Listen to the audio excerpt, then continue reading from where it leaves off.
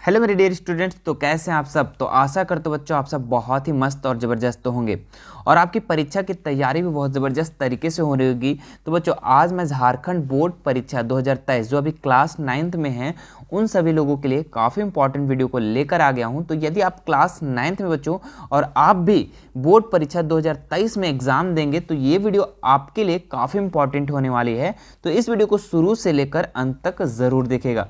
मेरे dear students, आज class 9th का मैथ का जो है ये चौथा क्लास है, ठीक है। इससे पहले 3 और क्लासेस हो चुकी है, ठीक है। मुझे आशा है कि आप तीनों क्लास को ज़रूर देखे होंगे। इस पूरे क्लास में बच्चों हमने 5 साल का मॉडल पेपर को सॉल्व कर रहा हूँ, ठीक है। तो यदि आप इस 5 साल के मॉडल पेपर को सॉल्व कर लेते तो बता रहा हूँ बच्चों कि आपके जो बोर्ड एग्ज़ाम 2023 में एक भी प्रश्न नहीं छूटने वाला है, ठीक है। इसमें हम 3 क्लास बच्चों 2019 का मॉडल सेट 1 मैथ का और मॉडल सेट 2 को करवा दिया हूँ, ठीक है। 2020 का एक मॉडल सेट जारी हुआ था उसका भी हमने करवा दिया हूँ, ठीक है। आज जो हम लोग करेंगे 2021 का सेट 1 को कंप्लीट करेंगे बच्चों। इसके बाद आप लोग को सेट 2 को करवा दिया जाएगा। उसके बाद आप लोग का अगले ईयर का मॉडल सेट आएगा, ठीक है, 22 का 23 का। तो आप चैनल पे बने रहें बच्चों, ठीक है। और यदि आप हमारे चैनल पे नए हैं, इस वीडियो को शुरू देख रहे हैं, ठीक है, तो पिछले वीडियो को ज़रूर देखें अपने 2023 बोर्ड एग्ज़ाम को बेहतर बनाने के लिए। तो चलिए ज़्यादा लेट ना करते हम लोग आगे बढ़ते हैं। तो बच्चों हम लोग आज मैथ का करेंगे, ठीक है, और आप लोग का साइंस का भी करवाया जा रहा है, ठीक है। आप साइंस वाले को नहीं देखे हैं तो आप डिस्क्रिप्शन बॉक्स में उसका लिंक हम प्रोवाइड करवा दे रहे हैं, वहाँ से जाकर आप देख सकते हैं। और हमसे जुड़ने के लिए बच्चों आप हमारे इंस्टाग्राम से जुड़ सकते हैं, टेलीग्राम से जुड़ सकते हैं और कोई भी क्वेश्चन को बिना डर के या बिना बेझिझक आप हमसे क्वेश्चन पूछ सकते हैं, ठीक है। तो चलिए ज़्यादा लेट ना करते हम लोग क्वेश्चन की तरफ बढ़ते हैं, ठीक है। तो देखिए सबसे पहला क्वेश्चन में हम लोग आते हैं।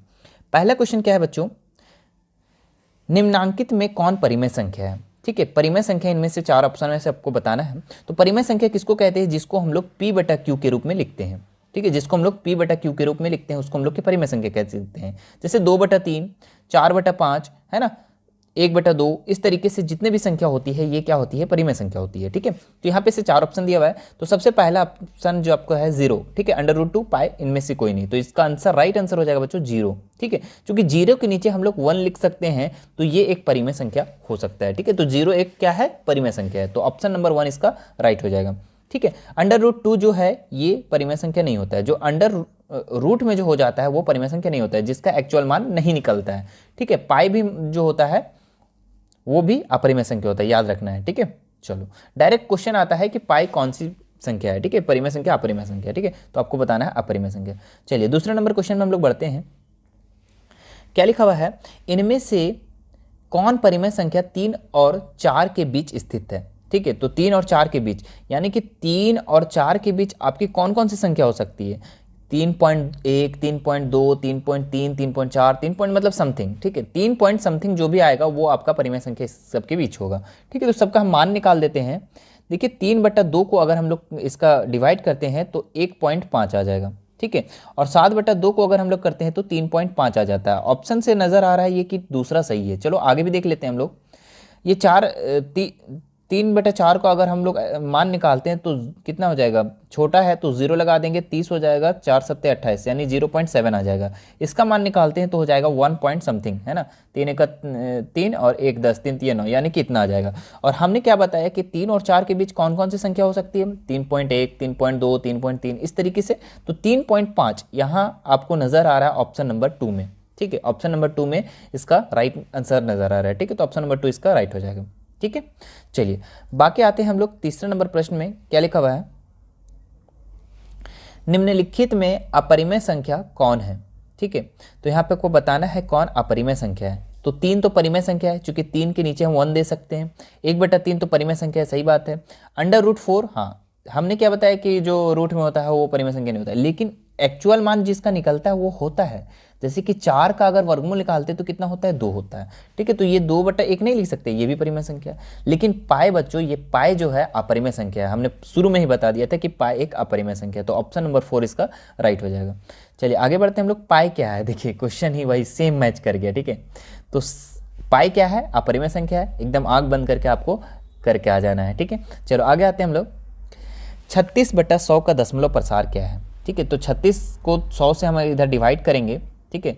36 को 100 से अगर डिवाइड करेंगे तो आपको आ जाएगा 0.36, ठीक है। इसका डिवाइड करने का बहुत अच्छा तरीका है कि जितना ज़ीरो है उसके उतना संख्या के पीछे हम लगा देंगे क्या, उसके उतनी संख्या के आगे हम लोग क्या लगा देंगे, पॉइंट लगा देंगे। तो 2 संख्या के आगे हम लोग पॉइंट लगा देंगे, तो 0.36। अब ये पूछ रहा है शांत है या अनवसानी अनुवर्ती है या फिर अनवसानी अनावर्ती है, इनमें से कोई नहीं। तो ये बच्चों शांत हो गया। क्यों शांत हो गया? क्योंकि 0.36 के बाद कोई भी संख्या ऐसी नहीं है।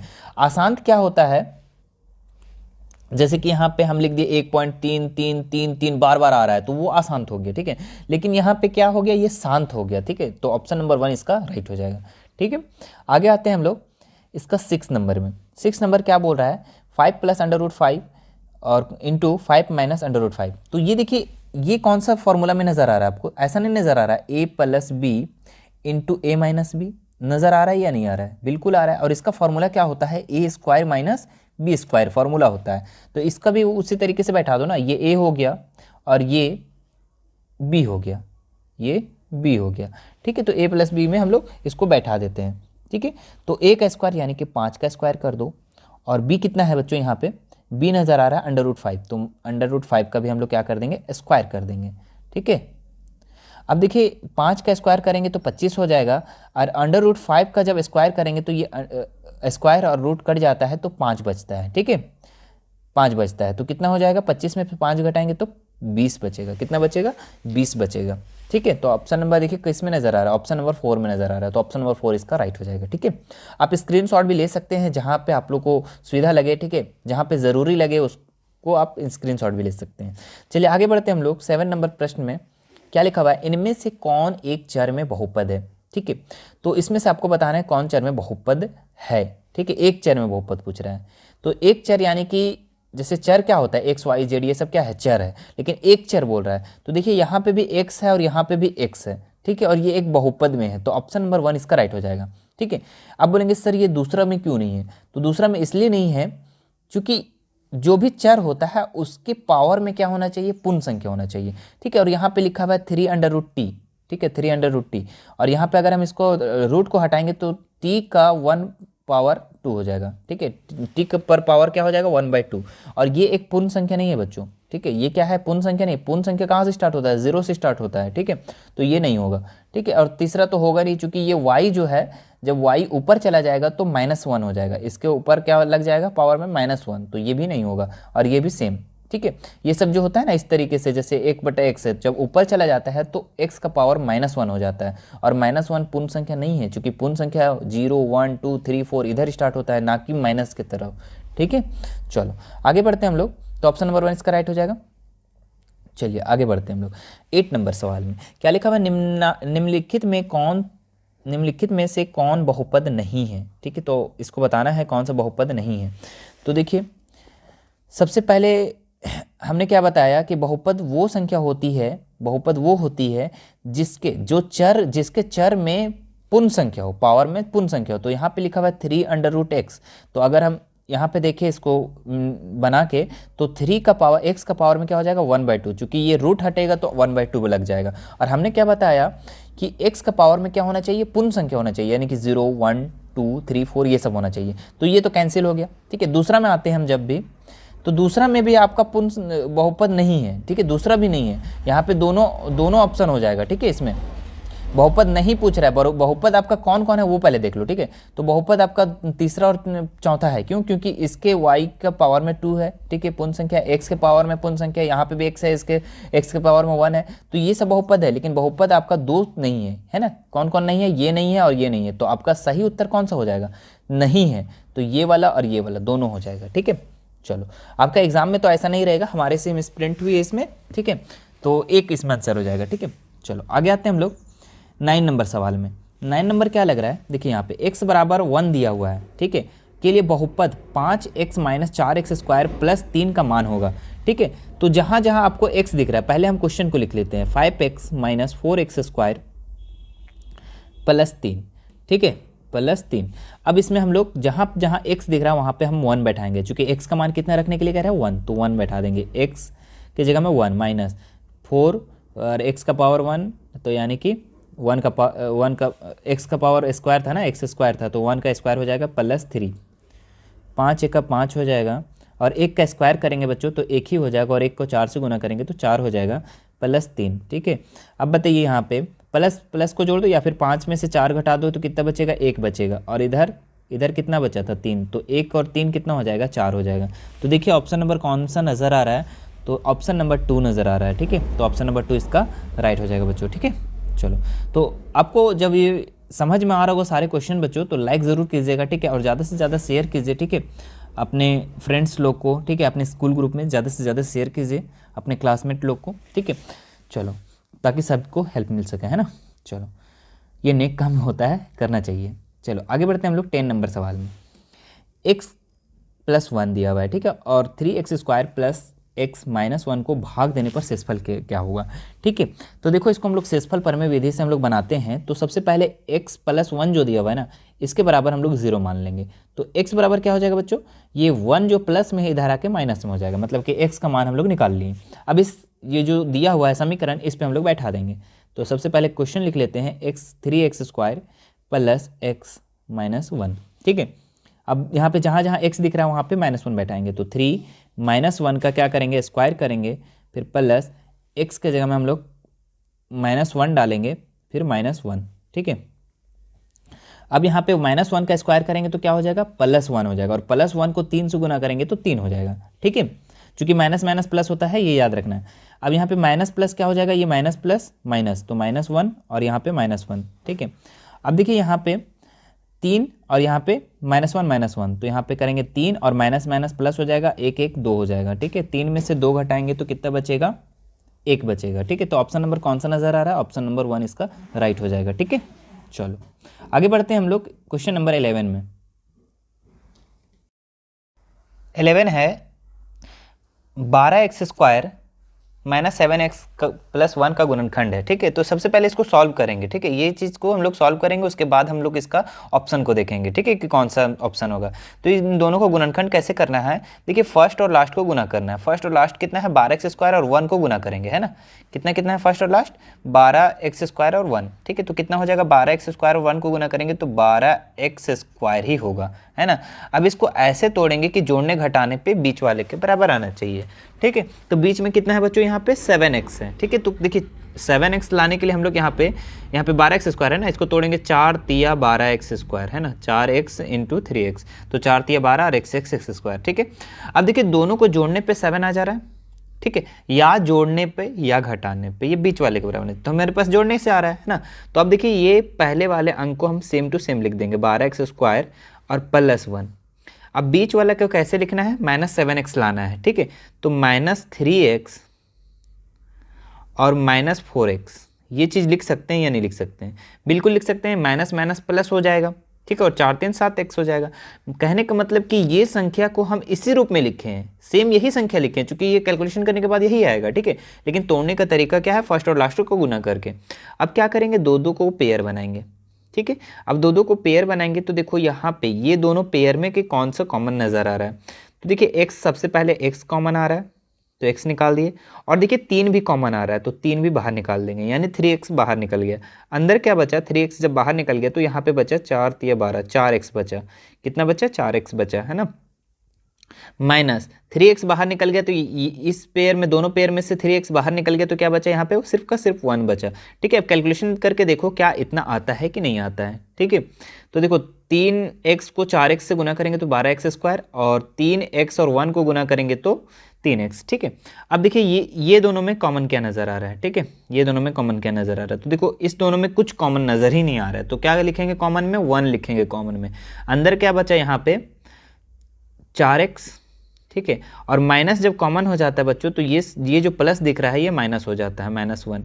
ठीक है, और ये वाला हर हाल में क्या आना चाहिए, बराबर आना चाहिए। जब बराबर आएगा तभी आंसर सही होगा। ठीक है, अब ये संख्या और ये संख्या को एक जगह लिख दो, 3x - 1 को एक जगह, और ये जो दोनों मिल गया उसको एक जगह लिख दो।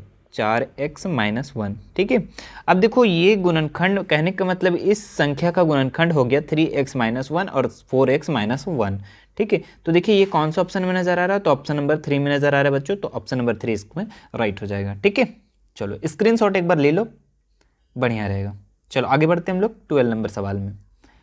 क्या लिखा हुआ है, यदि x-1 है ना, px बराबर x² plus x plus k का गुणनखंड है, तो k का मान ज्ञात करना है, ठीक है। देखो कैसे ज्ञात करना है, सबसे पहले ये जो संख्या है ना इसके बराबर हम 0 मान लेंगे, तो x-1 इज इक्वल टू क्या मान लेंगे 0, तो x बराबर क्या हो जाएगा 1 हो जाएगा, ठीक है।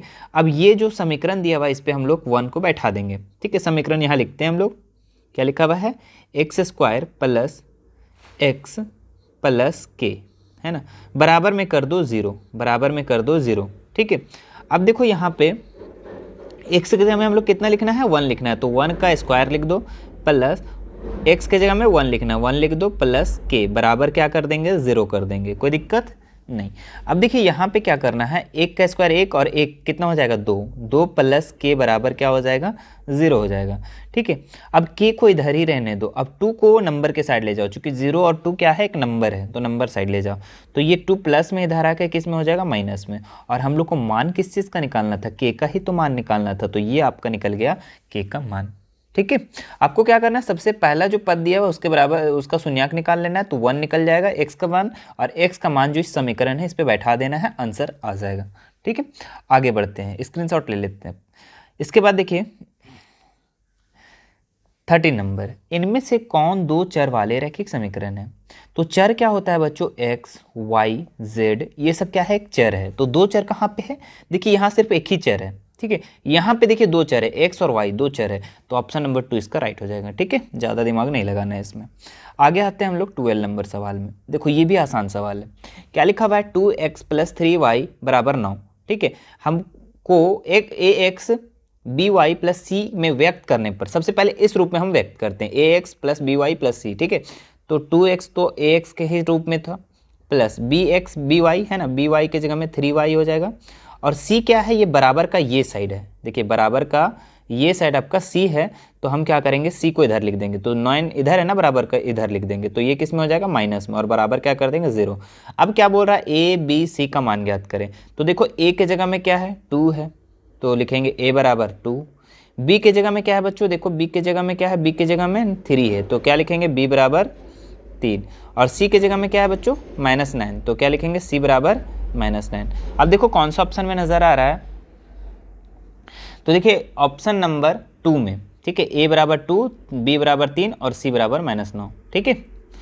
चलो स्क्रीनशॉट ले सकते हैं इसको भी, आप चाहे तो यहीं से भी डायरेक्ट आंसर लिख सकते हैं, ठीक है। a बराबर 2 है, b बराबर 3 है, और c बराबर -9 इसलिए होगा कि बराबर का ये साइड हम लोग कर लेंगे, तो ठीक है, यहाँ से भी आंसर आप डायरेक्ट लिख सकते हैं। आगे देखते हैं हम लोग 15 नंबर सवाल। क्या लिखा हुआ है, निम्न हलों में कौन सा समीकरण इसका हल है, ठीक है। तो देखो यहाँ पे बारी बारी से x क्या लिखा हुआ है, x प्लस 2y बराबर 6, ठीक है। ये दिया हुआ है, जो ये x है और ये y है, और ये x है और ये y है, ये x है और ये y है, मतलब पहला जो होता है x होता है, बाद वाला y होता है। हम लोग को बारी बारी से बैठाना है और किस में मैच करेगा वो चीज़ को देखना है। तो चलो हम लोग सबसे पहले क्या करते हैं, ये 1 को बैठाते हैं। अगर हम यहाँ 0 लेते हैं, ठीक है, x के जगह में 0 लेते हैं, और 2 और y के जगह में 0 लेते हैं, तो क्या 6 आएगा, नहीं, 0 बराबर 0 हो जाएगा, 0, और यहाँ पे 2 को 0 से गुना करेंगे तो 0, 0 बराबर 6। तो क्या हो रहा है, बराबर हो रहा है लेफ्ट हैंड साइड और राइट हैंड साइड, नहीं हो रहा है, ठीक है, तो ये नहीं होगा, ऑप्शन 1 कट गया। चलो ऑप्शन 2 में देखते हैं हम लोग कि x के जगह में हम 0 बैठाने बोल रहा है, और 2 y के जगह में 4 बैठाना, तो 4 दूनी 8 हो जा रहा है इधर, और इधर 6 आ जा रहा है, तो ये भी गलत है, ठीक है, यानी कि ऑप्शन 2 भी कट गया। तो चलो ऑप्शन 3 आप चेक कर लीजिए। देखिए ऑप्शन 4 इसका राइट आंसर है, एक बार हम चेक करके बता देते हैं। देखो x के जगह में कितना लिखना है 4, और y के जगह में कितना लिखना है 1 लिखना है ना। तो x के जगह में हम 4 लिखेंगे, प्लस y के जगह में कितना लिखेंगे 1 लिखेंगे, बराबर 6। देखो तो 4 और प्लस 2 1 2 हो जाएगा, बराबर 6, तो 4 2 6 बराबर 6। देखो दोनों साइड इक्वल हो गया ना, तो ऑप्शन नंबर 4 इसका राइट हो जाएगा, ठीक है। इसी तरीके से बारी बारी से आपको चेक करना है और आंसर लिखना है। चलो आगे आते हैं, x और y के कटान बिंदु को क्या कहते हैं। ठीक है बच्चों, देखो एक होता है एक्स अक्ष, देखो यहाँ पे चित्र भी दिखा दिया है ना, ये होता है एक्स अक्ष और ये होता है वाई अक्ष, और जो बीच वाला जो बिंदु होता है ना बच्चों, इसी जो कटान बिंदु होता है इसको हम लोग कहते हैं मूल बिंदु। क्या कहते हैं? मूल बिंदु। ठीक है, तो ऑप्शन नंबर इसमें कौन सा नजर आ रहा है? देखिए ऑप्शन नंबर 3 इसका राइट लग रहा है। ठीक है, तो ऑप्शन नंबर 3 राइट हो जाएगा। आगे आते हैं हम लोग, एक्स निर्देशांक को क्या कहते हैं? तो याद रखिएगा बच्चों, एक्स को हम लोग भुज कहते हैं, ठीक है, और वाई को कहते हैं कोटि। याद रखना इस चीज़ को। ठीक है, तो एक्स को भुज, तो ऑप्शन नंबर 1 इसका राइट हो जाएगा। एक्स निर्देशांक को क्या कहते हैं? भुज कहते हैं, है ना, याद रखिएगा इस चीज़ को। आगे देखते हैं हम लोग बच्चों, 18 नंबर में क्या है? आकृति में पी का निर्देशांक है। तो देखिए यहाँ पे पी का निर्देशांक पूछ रहा है। देखिए ये आकृति आपको दिख रहा है और ये पी का निर्देशांक है। तो पी का निर्देशांक देखिए एक्स अक्ष कितना, एक्स पर कितना है, एक्स लाइन पर कितना है, 4 पर है, तो 4 हो जाएगा। और वाई के जगह में कितना डाला हुआ है? देखो वाई ये लाइन है, ये वाई लाइन है ना, तो वाई के जगह में देखो कितना है, 2 पर है ना, तो 2 लिख दो। ठीक है, तो ये 4,2। ठीक है, तो 4,2 कहाँ है? ऑप्शन नंबर 1 में। ठीक है, आगे बढ़िए 19 नंबर सवाल में क्या लिखा हुआ है? दो भिन्न रेखाओं में कितने बिंदु भयनिष्ठ हो सकते हैं? तो ध्यान रखिएगा बच्चों कि दो भिन्न रेखा, जैसे कि एक ऐसा रेखा दे दिया और एक ऐसा रेखा दे दिया है। ठीक है,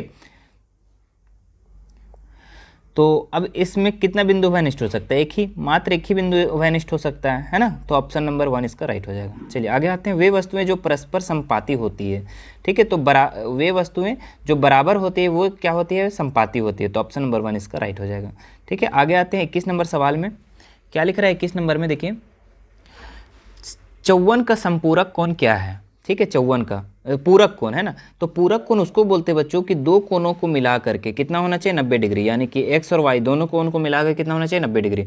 तो एक कोण आपका 54 दिया हुआ है, तो दूसरा कोण कितना हो जाएगा? तो 90 में से 54 को घटा देंगे, तो 90 में से 54 को घटा दो, तो कितना बचेगा? 10 में से 4 गया तो 6 और 8 में 5 गया तो 3, यानी 36। तो कौन सा ऑप्शन नजर आ रहा है? तो ऑप्शन नंबर 1 इसका राइट हो जाएगा। ठीक है, देखिए जस्ट इसी तरीके से संपूरक पूछा है। ठीक है, पूरक में क्या होता है? दोनों मिला के 90 डिग्री होना चाहिए, संपूरक में कितना होना चाहिए? 180 डिग्री। दोनों मिला के 180 डिग्री होना चाहिए, दो कोनों को मिला करके 180 डिग्री होना चाहिए।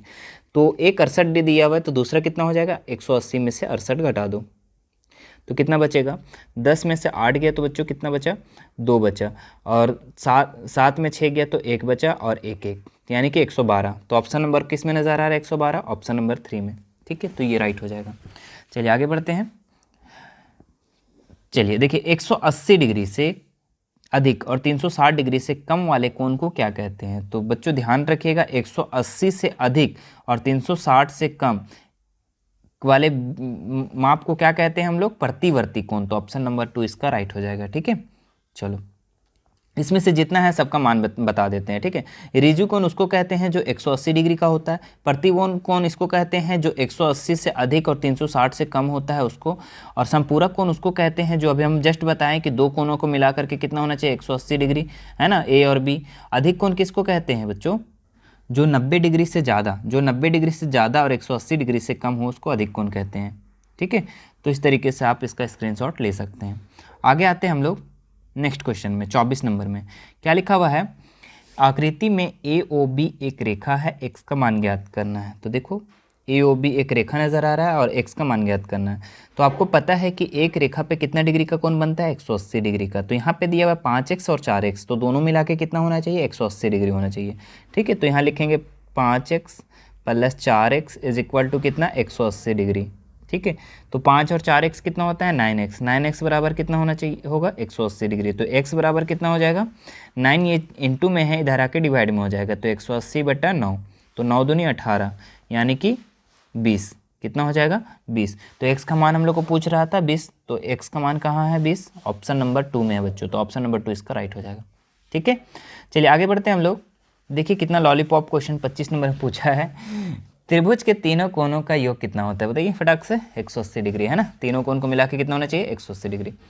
चलो, दो सर्वांगसम आकृति क्या होते हैं? समान होते हैं बच्चों। ठीक है, तो ऑप्शन नंबर 1 इसका राइट हो जाएगा। निम्नलिखित में कौन त्रिभुजों की सर्वांगसमता कसौटी है? तो बच्चों इसमें से आपका साइड एंगल साइड जो है सर्वांगसमता कसौटी है। ठीक है, साइड एंगल साइड, तो ऑप्शन नंबर 4 इसका राइट हो जाएगा। आगे बढ़ते हैं, चतुर्भुजों के अंतःकोणों का योग कितना होता है। अभी त्रिभुज का कितना बताया, तीनों का मान कितना होना चाहिए, 180 डिग्री।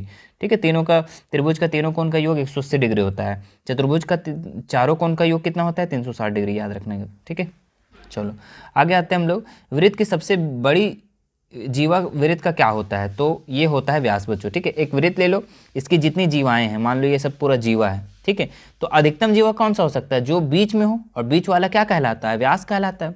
बीच वाला क्या कहलाता है, व्यास कहलाता है। तो ऑप्शन नंबर इसका दूसरा सही हो जाएगा। ठीक है, अर्धवृत्त का कोण होता है, तो अर्धवृत्त का कोण जो होता है बच्चों समकोण होता है। ऑप्शन नंबर 2 इसका राइट हो जाएगा।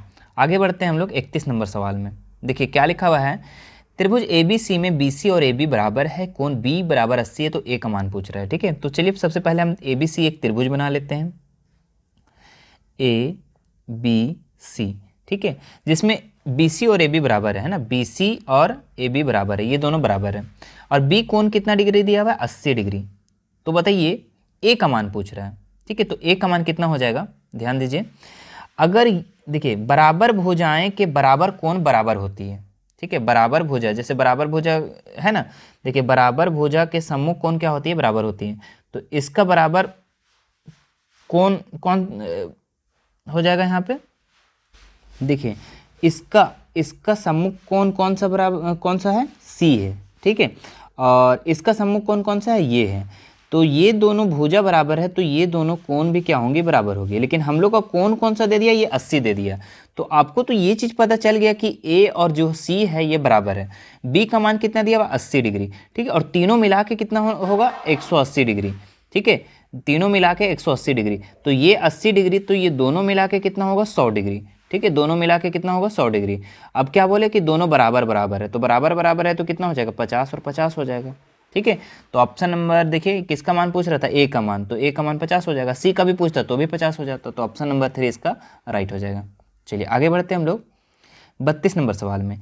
एक चतुर्भुज के कोण कुछ अनुपात में दिए हुए हैं, 3, 5, 9 और 13 के अनुपात में, तो इससे सबसे बड़ा कोण कौन सा होगा। ठीक है, देखो कितना आसान सा सवाल है।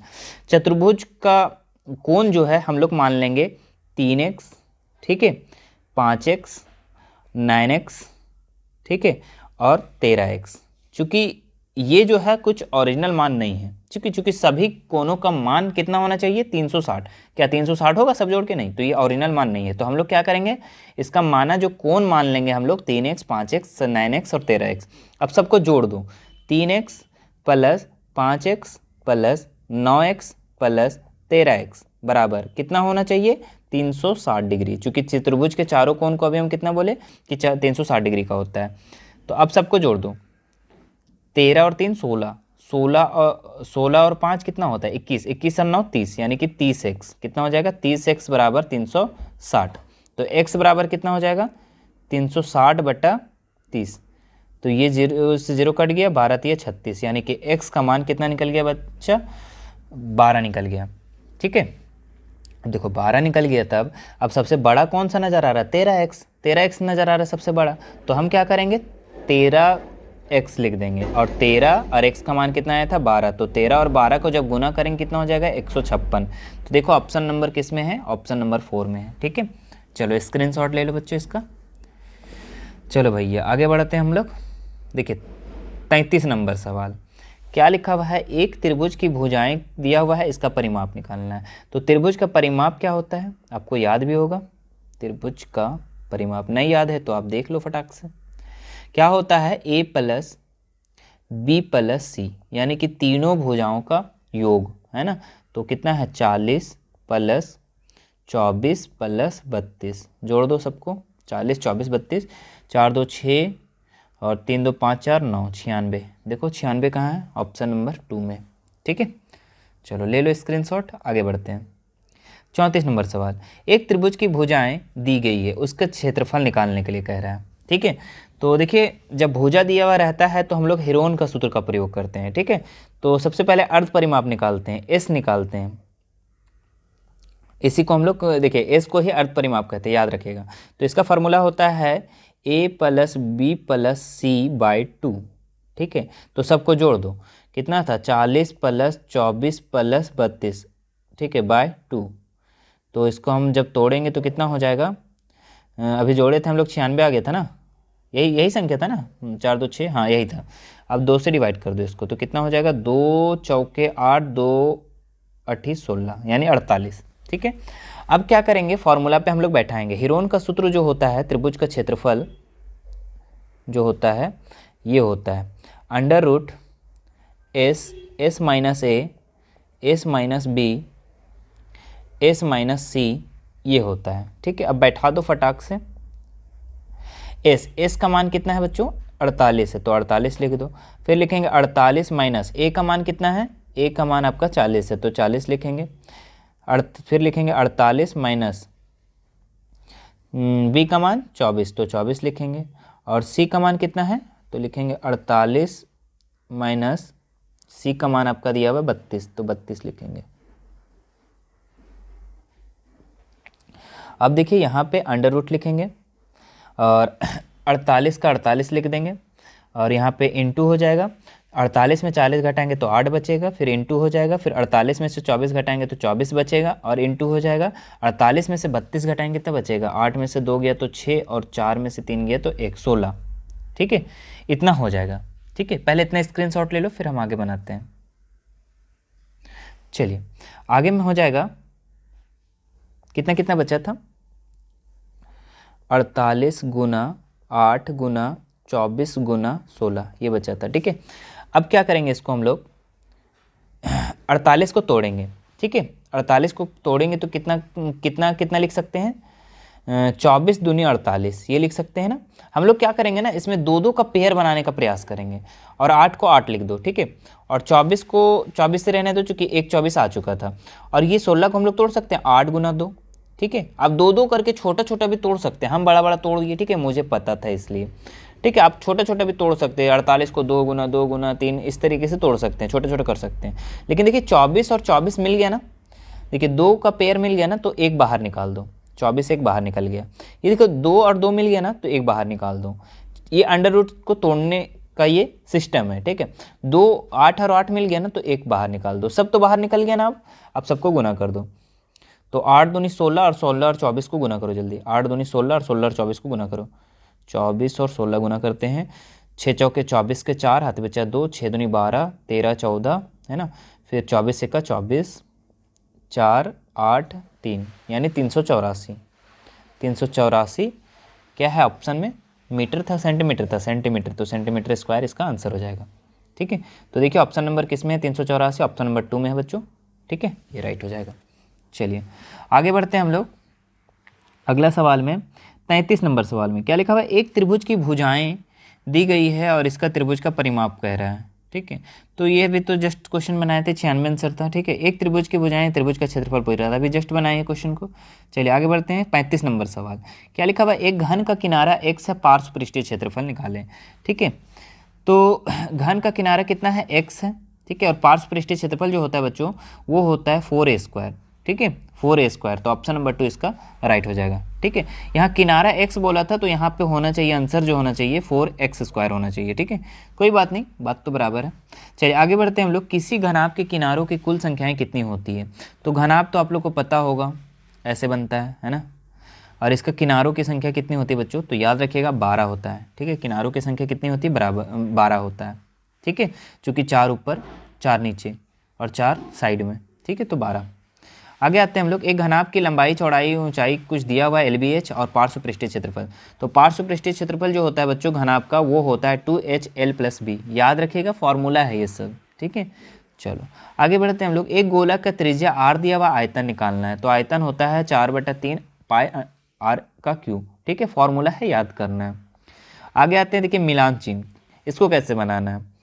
देखिए कि बारंबारता है, तो देखो कितना है 1 2 3 4 है ना, 1 2 3 4 और ऐसे किया हुआ है मतलब 5 है ना, 5 ये हो गया और इधर कितना खिंचा हुआ है 2 2 4 है ना, 1 2 3 4, तो ये 4 हो गया, तो 4 और 5 कितना हो गया 9।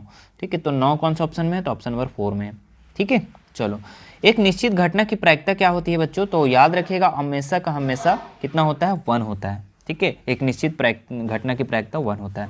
ये था बच्चों आप लोग का पूरा 40 क्वेश्चन। ठीक है, आप इससे एक बार फिर से देखो, बढ़िया से देखो, बहुत ही अच्छे से समझ में आने वाला है। एक बार फिर बिना वीडियो देखे फिर एक बार खुद से बनाने का प्रयास करो। ठीक है, उम्मीद करते हैं इससे बहुत सारे क्वेश्चन आप लोग को एग्जाम में देखने को मिलेगा।